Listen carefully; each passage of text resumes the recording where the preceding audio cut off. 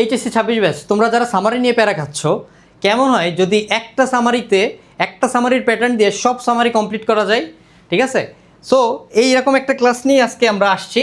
ঠিক আছে, একটা সামারির প্যাটার্ন দিয়ে তুমি তোমার ইংলিশ ফর টুডে বইয়ের সব সামারি লিখতে পারবা এবং সবথেকে বেস্টভাবে তুমি লিখতে পারবা এবং সবথেকে স্ট্যান্ডার্ডভাবে তুমি লিখতে পারবা। ঠিক আছে, সো এই একটা টেকনিক যদি তুমি ফলো করো, ঠিক আছে, এই একটা টেকনিক যদি তুমি ফলো করো তাহলে সকল সামারি তোমার হয়ে যাচ্ছে।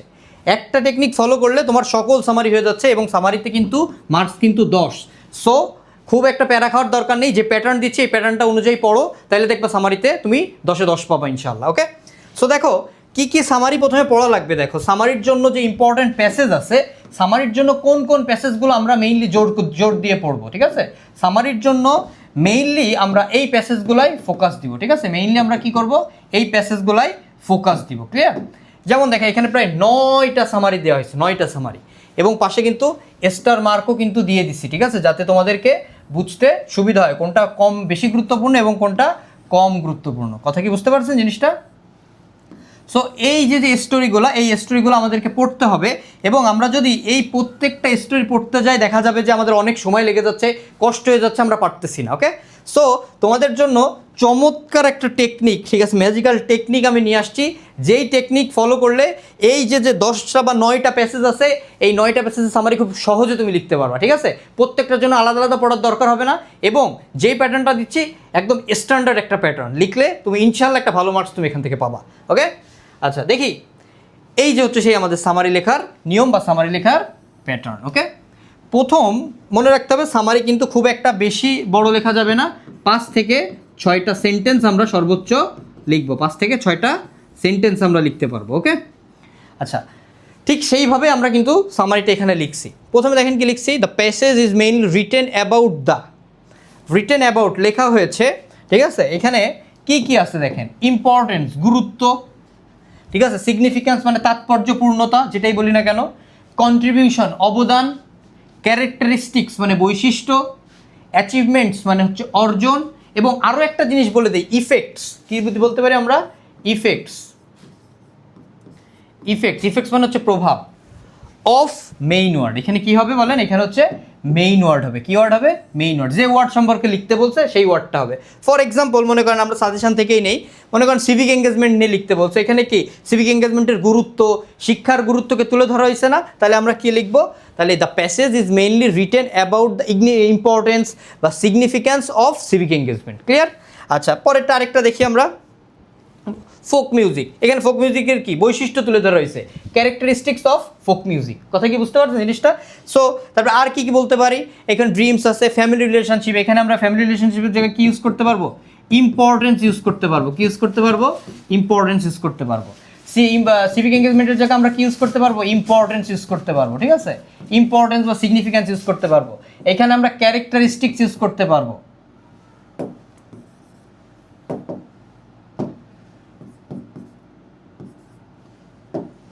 এখানে আমরা কি ইউজ করতে পারবো? ক্যারেক্টারিস্টিক্স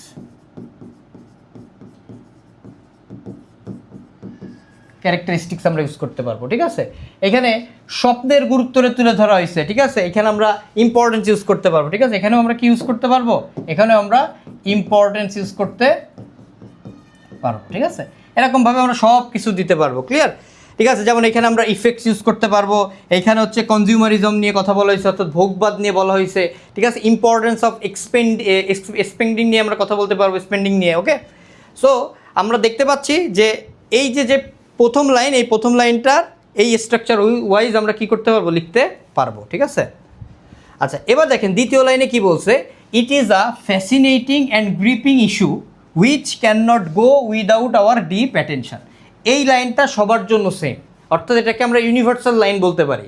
সব জায়গায় সব ধরনের সামারিতে, এইখানে যে 9টা সামারি আছে, 9টা সামারির প্রত্যেকটা জায়গায় আমরা সেকেন্ড লাইন কি করতে পারবো? ইউজ করতে পারবো। কোন লাইন ইউজ করতে পারবো? এই লাইনটা আমরা সব জায়গায় কি করতে পারবো? ইউজ করতে পারবো। ক্লিয়ার? আচ্ছা এবার তৃতীয় লাইন দেখেন কেমনভাবে লিখবো, the it mainly deals with.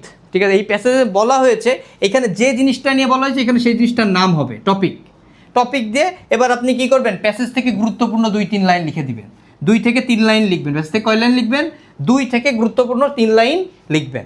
ঠিক আছে, এরপরে আসেন গুরুত্বপূর্ণ 2-3 লেখার পরে এবার আমাদেরকে এন্ডিং টানতে হবে। We can say that this passage gives us an important information, ঠিক আছে? এই প্যাসেজটা আমাদেরকে অনেক গুরুত্বপূর্ণ তথ্য দিয়েছে, and we have learned a lot of things by reading this passage. এই প্যাসেজটা পরে আমরা অনেক কিছু শিখছি, ফুল স্টপ।